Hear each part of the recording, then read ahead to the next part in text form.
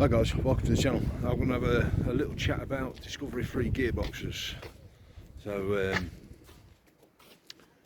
yeah, this one's been giving me a bit of trouble. It's not all that it seems. A lot of people have been struggling with these gearboxes. I'll put it in the background there. That's Discovery free. tdv6, although I believe this applies to the V8s as well. So well, I'll get in it because it's cold out here and then I'll give you a chat. Right, so I've been having a lot of issues. In fact, a lot of issues. I've had to write a list. I probably can't see it on there. I'm recording on my phone rather than the GoPro today. So the list of stuff is quite expensive. The problems I was having. Scruffy handwriting. What it was doing. All this is totally random. Whenever it happens, you'd start it up. And it can be first thing in the morning, it can be after a long journey, totally random when it could be in the middle of a journey. So what it was doing, it was it all of a sudden idle at around 1000 RPM, and it'd rev up on its own up to 2500, come back down, back up, come back down. You put it in gear, don't matter which one, reverse or drive, and the idle would come down to 1000, put it in park or neutral, and it'd stay there. But if you blip the throttle, it'd start revving up again all on its own, and it wouldn't clear until you'd started driving. And sometimes it'd clear within 100 yards, sometimes it'd take a mile or two. And whenever it was doing that, whenever it had that problem, the gear change was totally erratic. It'd change up too late, it'd change up really slowly, or it'd change down randomly, or change down too late. I mean, it was literally some days, sometimes it'd go all the way around to 4000 RPM before it'd change gear. Totally random whenever it'd do it. What else was happening with it? We had bad gearbox judder. Vibrations through the car, feeling like you got a wheel out of balance. It were really clunky and notchy. You're just surging backwards and forwards.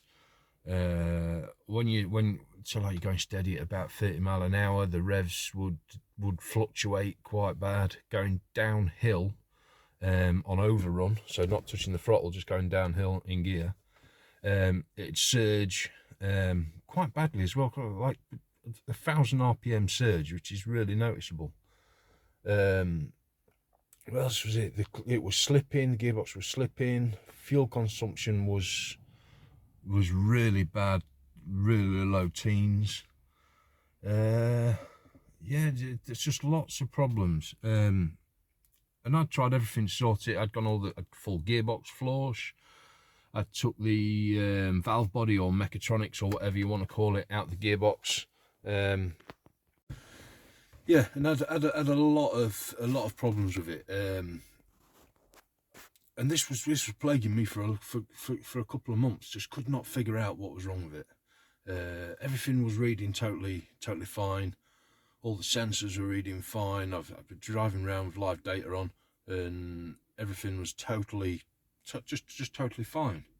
Until one day I noticed, I was driving down the road with the live data on, and I'd got it on a different bit. It was showing the engine oil temperature, and it'd go, and so I watched it for a while, and it weren't going up. It was up full running temperature. I'd been driving around for about 45 minutes, but it weren't going over 60 degrees. This was on the engine side of the live data. I thought, right, went into the gearbox, and it was reading 87 degrees. So there's a bit of a discrepancy there. That's not right for a start. There is quite often a slight discrepancy between the engine and the gearbox readings on the oil temperature side of things. And then all of a sudden, the oil temperature dropped. The coolant temperature gauge dropped down, because the coolant temperature gauge on these is dual. It can do oil temperature or coolant temperature. So the coolant, the temperature gauge dropped right down, and it was reading minus 40 degrees. And it was quite warm. It was a good 20 degrees outside, so that was obviously wrong. And as it did that, the gearbox played up. Now, why it needs to, what, I don't know. All it is that was causing all of these problems. Everything solved.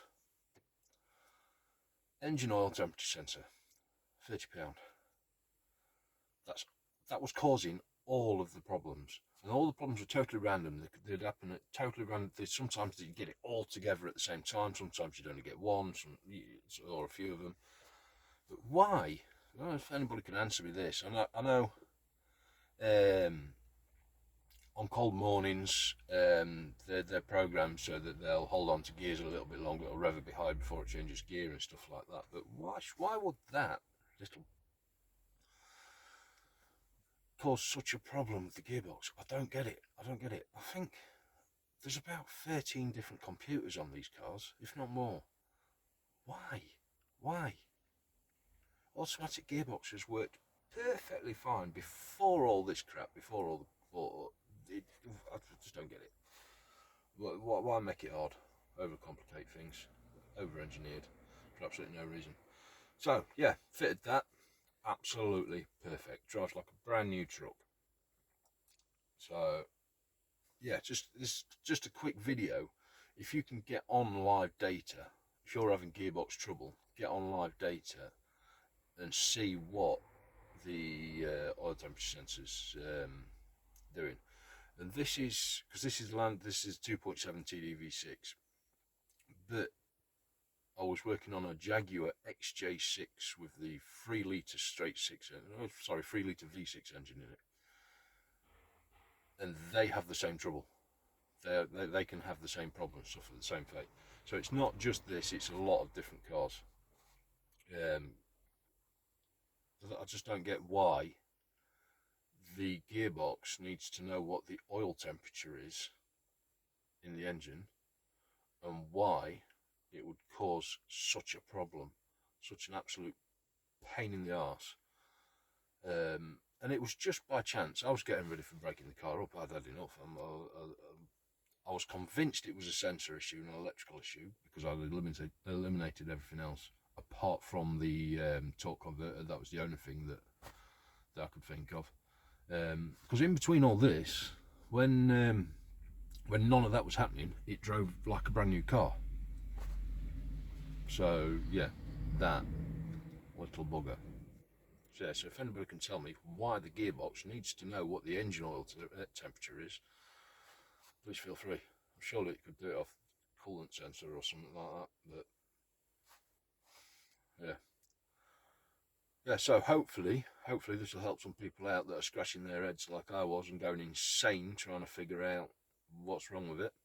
I suppose, look, on the plus side, the gearbox on this now is mint. It's had a full flush. It's had the valve body or mechatronics, whatever you want to call it. All the oil seals done for that.